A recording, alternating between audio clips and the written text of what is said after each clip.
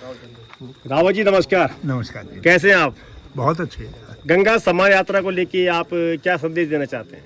हमारा बिल्कुल 3 स्पष्ट संदेश है, बल्कि ये एक प्रकार से जन जागरण अभियान जैसा है। गंगा और गंगा सहित जितनी हमारी नदियों की घाटियाँ हैं, वो हमारी बहुत महत्वपूर्ण घाटियाँ हैं, हमारी जीवनदायिनी घाटियाँ हैं। जिस प्रकार से उसके परिवेश को नष्ट किया जा रहा है, बड़ी बड़ी अट्टालिकाएँ बन रही हैं, बड़े बड़े बिजनेसमैन आ रहे हैं, बहुत बड़े बड़े होटल्स बन रहे हैं। कहाँ के लोग हैं, क्या लोग हैं, किस तरीके से रखेंगे, तो उससे सारा जो है गंगा और हमारी नदियों के जो परिवेश है, वो परिवेश बिगड़ने की पूरी संभावना है। मैं चाहता हूँ उसके खिलाफ जागृति हो।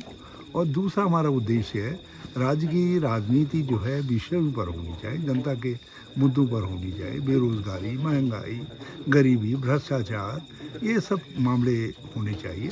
इसमें किस पार्टी की सोच अच्छी है, कौन सी पार्टी अच्छा रोड मैप ले करके आ रही है, जनता उसको चुनेगी। लेकिन हम देख रहे हैं हर चुनाव में भाजपा कुछ ऐसे मुद्दों को ला रही है और पूरे चुनाव का अपहरण कर ले रही है। ये तो बिल्कुल पक्के रावण की संतान हो गए। 2017 में इन्होंने जो है कह दिया कि शुक्रवार की, जुम्मा कहते हैं शुक्रवार को उर्दू में, तो जुम्मे की नमाज अदा करने की छुट्टी कर दी। अरे कहाँ कर दी? इतने बड़े उसमें 8-9 साल में एक भी नोटिफिकेशन नहीं दिखा पाए। और आप सब पत्रकार बंधु, आप जानते हैं गांव घरों में सब जगह स्कूल भी है, कॉलेज भी है, अस्पताल भी है, दूसरे सरकारी कार्यालय है, कहीं छुट्टी हुई? किसी शुक्रवार को छुट्टी हुई? लेकिन भाजपा ने 2017 में ये झूठ बोल करके लोगों की भावना को भड़काया और चुनाव का अपहरण कर लिया। फिर ये 2022 में एक और झूठ गढ़ दिया चुनाव के बीच में, कह दिया कि कांग्रेस ने कहा है सत्ता में आएंगे तो मुस्लिम यूनिवर्सिटी बनाएंगे। अरे भाई कहाँ है बयान? किसी चैनल में दिया है, किसी यूट्यूबर को दिया है, किसी पॉडकास्टर को दिया है, किसी को दिया है? दिखाओ तो सही बयान। किसी पंजीकृत पेपर में छपा है, उसकी कटिंग दिखाओ। मैं तो 10 लाख का इनाम घोषित कर चुका हूँ, नहीं दिखा रहे हैं। बल्कि मैंने ये भी कह दिया, मैंने कहा तुम खुद दिखा दोगे ऐसा तो हम राजनीति छोड़ देंगे।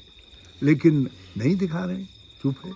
बल्कि अब तो मैंने कहना शुरू कर दिया, मैंने कहा भाजपा ही लब्बार है, झूठे हैं, और ये दोनों जो है झूठों के गर्व से इनकी त्रिवेंद्र सरकार भी और ये धामी सरकार भी पैदा हुई। इसी कारण राज्य में आज असंतोष का वातावरण है, हर आदमी परेशान है, हर आदमी जो है कुछ उखड़ा सा उदास सा है। क्योंकि ये जब झूठ से सरकार बनेगी, झूठ के पैदाइश से सरकार बनेगी, तो ऐसा ही होगा। तो एक तो ये राजनीति जो है मुद्दों पर होनी चाहिए, जनता के मुद्दों पर होनी चाहिए। ये क्योंकि राज्य की राजनीति रूपी गंगा को भी स्वच्छ करना जरूरी है। और तीसरा, विपक्ष को ताकत दीजिए। मैं कहने के लिए आया हूँ कि भाई चुनाव हो रहे हैं, हर चुनाव में जो है लोग ले धमाधम को भाजपा को ही। अरे भाई कांग्रेस भी तो एक पार्टी है, आप हमको भी दीजिए, हम आपके सवालों को उठाएंगे। गरीब के सवाल को उठाएंगे, लोगों को मकान नहीं मिला उसका सवाल उठाएंगे, कहीं सड़क में गड्ढे हैं उसके सवाल उठाएंगे, कहीं बसें ठीक से नहीं लग रही हैं उसका सवाल उठाएंगे, स्कूल में टीचर नहीं है उसका सवाल उठाएंगे। लेकिन आप जो है हमको तो ताकत ही नहीं दे रहे हैं। और सारा भाजपाइयों को बस वो उनके तो गले आ गया, उनमें बेपत्ता घमंड हो गया है, और हमको जो है आपको दे ही नहीं रहे। तो मैं ये कहने के लिए आया हूँ, कांग्रेस भी एक गंगा है देश की राजनीति की, इस गंगा की भी रक्षा जनता जनार्दन को ही करनी चाहिए। हमारी तरफ भी देखिए, ये 3 मुद्दे हैं हमारे इस पर। रावत जी, एक वो शब्द ईडी, जिसे सुनकर अच्छे काम भी आते हैं, सोनिया गांधी और राहुल गांधी पर ईडी की कार्रवाई को लेकर क्या कहेंगे आप? देखिए, जिस मामले को लेकर के सोनिया जी पर, राहुल जी पर ये केस दर्ज किया जा रहा है, ये नेशनल हेराल्ड जो है देश की आज़ादी के दिनों से ही कांग्रेस का पेपर है। उसकी सारी संपत्तियां, सारे उसके जो वो हैं धारक हैं, शेयर होल्डर्स हैं, वो सब वो लोग हैं जो कांग्रेस से जुड़े हुए लोग हैं, कांग्रेस के लोग हैं। और उनमें जो कर्मचारियों का पेमेंट हो गया था, पत्रकारों का पेमेंट हो गया था 100-150 करोड़ रुपए से ज़्यादा जो है, उसके लिए यंग इंडिया नाम की एक कंपनी बनाई गई। और उस कंपनी के माध्यम से जो है उनका सारा पेमेंट निश्चित किया गया। अब ये कहते हैं कि साहब ये क्यों बना दिया गया, आप इस संपत्ति का हरण करना चाहते हो। हम कह रहे हैं कि वो कंपनी जो बनाई गई है वो कोई लाभ की कंपनी नहीं है। उसमें जितने शेयर होल्डर हैं उस कंपनी के, जो यंग इंडिया है जिसके लिए मुकदमा दायर हुआ है, उनको न तनख्वाह मिलेगी न डिविडेंड मिलेगा।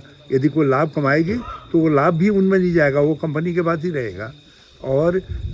और ये तब ईडी का मुकदमा उन पर दायर करवाया जा रहा है जब उसमें एक पैसे का ट्रांजैक्शन ही नहीं हुआ।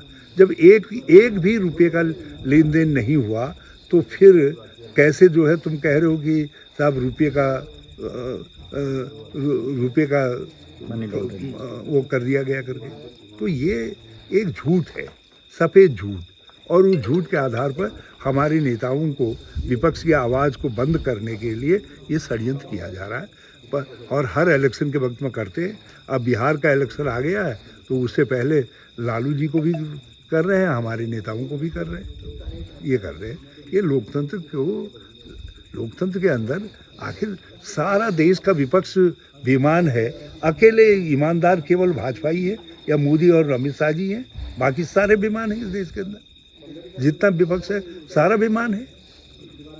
तो ये कैसी महिमा हो रही है, ये लोगों को समझना चाहिए, इसके खिलाफ आवाज़ उठानी चाहिए। आप यदि विपक्ष को डरा देंगे तो जनता के सवाल उठाएगा कौन? और जो उठा रहे हैं, राहुल गांधी उठा रहे हैं, लड़ रहे हैं उनसे, तो राहुल गांधी को कह रहे हैं तो उसको जेल डाल देते, ईडी लगा दे रहे, सीबीआई लगा दे रहे। धन्यवाद। और कुछ सवाल बोला? और कोई सवाल? वर्तमान में आप प्रदेश की राजनीति को किस नजर से देखते हैं? ये समय प्रदेश की राजनीति है ही नहीं। ये तो केवल एक व्यक्ति को देख करके लोग वोट दे रहे हैं, मोदी जी को। धामी जी को किसी ने वोट दिया? भाजपा को किसी ने वोट दिया? तो ये जब एक व्यक्ति को देख करके वोट दे रहे हैं, आप अपने मुद्दों पर वोट ही नहीं दे रहे हैं। जिस दिन आप अपने मुद्दों पर वोट देंगे, जिस दिन आप विकास के मुद्दों पर वोट देंगे, जिस दिन आप महंगाई के मुद्दों पर वोट देंगे, जिस दिन आप जो है बेरोजगारी के मुद्दे पर वोट देंगे, जिस दिन आप भ्रष्टाचार के मुद्दे पर वोट देंगे, जिस दिन आप अपने सवालों को उठा करके कहेंगे कि हमारी सड़क नहीं बन रही है, हमारी बिजली नहीं आ रही है, हमारे यहाँ बस नहीं आती है, ये जनता के सवाल कहेंगे, या टिहरी डैम के जो समस्याएँ हैं उनके समाधान को मुद्दा बनाएंगे, उस दिन हम कहेंगे कि उस दिन हम प्रदेश की राजनीति की बात करेंगे। ये तो प्रदेश की राजनीति में वोट ही नहीं हो रहा है। हम तो लोगों से कह रहे हैं अपनी राजनीति पर, अपने प्रदेश के सवालों को वोट दो ना। रेखा पट्टी के सवाल पर वोट होना चाहिए, इसमें टिहरी के सवाल पर वोट होना चाहिए, इसमें गढ़वाल के सवाल पर वोट होना चाहिए। ये तो उनके सवालों पर वोट ही नहीं हो रहे हैं। ये तो लोग कह रहे हैं उधर देखो, एक आदमी को देखो, तो दृष्टि क्या अटल ना, दृष्टि मोदी पर, वोट कमल पर। अब ये जब इस तरीके से कहेंगे और लोगों को भ्रमित करेंगे तो लोगों को भ्रमित किया जा रहा है। हम कांग्रेस के लोग इस प्रयास में लगे हैं कि देश जो प्रदेश की राजनीति है, सारे लोग इसमें आपके नेगी, मुझे बड़ी खुशी है कि प्रतापनगर ने एक बहुत ही जांबाज होनहार नेता को जो है विधानसभा में भेजा है। और मैं बल्कि बहुत आभारी हूँ प्रतापनगर के लोगों को। आपने हमारे विकास का सम्मान किया और विकास के अग्रदूत के रूप में विक्रम को भेजा है वहाँ विधानसभा में। और मुझे खुशी है आज ये कांग्रेस के नेता के रूप में सारे प्रदेश में कांग्रेस की राजनीति को खड़ा करने का काम कर रहे हैं। तो हम लोग अब इस कांग्रेस की राजनीति खड़ी हो, विपक्ष की राजनीति खड़ी हो, प्रदेश के सवालों की राजनीति खड़ी हो, उस काम पर लगे हुए हैं। धन्यवाद जी। विधायक जी, स्वागत है आपका। क्या कहना चाहेंगे आज? धन्यवाद आप सभी का। आज प्रदेश के माननीय पूर्व मुख्यमंत्री जी मुखवा गांव से गंगा के शीतकालीन प्रवास से गंगा सम्मान यात्रा लेकर अभी हम भेलुंता गांव भेलेश्वर महादेव में पहुंचे हैं। यात्रा का उद्देश्य है कि गंगा स्वर्ग की धारा है और ये राजा भगीरथ ने राजा सगर के 60,000 पुत्रों को जो कि कपिल मुनि के श्राप से भस्म हो गए थे, को मोक्ष देने के लिए स्वर्ग की धारा को गंगा में धरती पर लाए। लेकिन आप ये जिम्मेदारी धरती के प्राणियों को बनती है कि अनादिकाल तक गंगा पवित्र रहे और धरती के प्राणियों के पाप के नाशनी मोक्षदायिनी बनी रहे। हरीश रावत जी ने इस गंभीर विषय पर सरकार का जन जागरण करने के लिए और जनता को भी जागृत करने के लिए, क्योंकि गंगा पीछे से पतली भी होती जा रही है, बड़े बड़े निर्माण गंगा के ऊपर जो कि नदी घाटी के में इतनी धारण क्षमता नहीं है किए जा रहे हैं और गंगा प्रदूषित हो रही है। इसके लिए सरकार का ध्यान आकर्षण करने के लिए यात्रा निकाली जा रही है। जहाँ तक सवाल रहा प्रदेश की सरकार का, यात्रा शुरू होने वाली है। हर दिन स्टेटमेंट आ रहे हैं कि यात्रा की बड़ी तैयारी की जा रही है, लेकिन हम तो मुखवा से लेके और पूरा आपका डोबरा पुल तक आए। कहीं एक जगह 2 मजदूर पैराफिट पे सफ़ेद रंग कर रहे थे, कहीं कोई व्यवस्था नहीं की जा रही। गड्ढों से पूरी सड़क सटी हुई है, सड़कें चौड़ी नहीं है। उत्तरकाशी से आगे तो बहुत ख़राब हालत है। दूसरा, सरकार क्या कर रही है, ये यात्रा अनादिकाल से चलती आ रही है। सरकार का इसमें व्यवस्था करने का काम है, लेकिन सरकार ने ऑफलाइन और ऑनलाइन जो रजिस्ट्रेशन में डाल दिया। पिछली बार भी यात्री नहीं आए, ऑनलाइन रजिस्ट्रेशन किया, लोगों ने घरों से कर दिया, यात्री नहीं आए। हमारे जो चारों धाम में छोटे छोटे जिन्होंने अपने व्यवसाय स्थापित किया है, होम स्टे स्थापित किया, होटल स्थापित किए हैं, वो सब इससे प्रभावित होते हैं।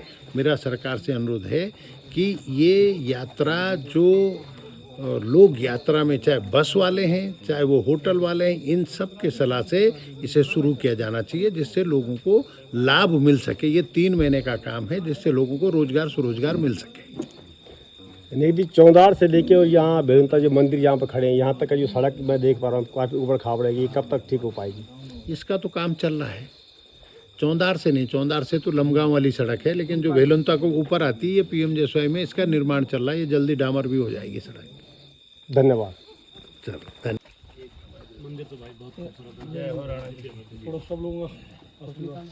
आजा आजा दाजी जाओ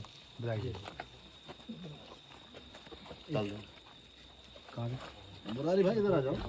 आजा भाई आजा आजा हाँ लाइट यार मैं हो जाओ खड़ा ना सब।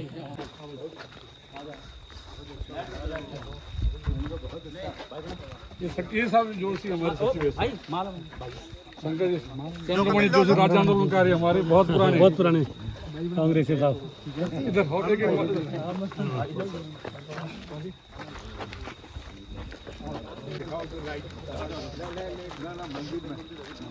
मंदिर नहीं दिखेगा।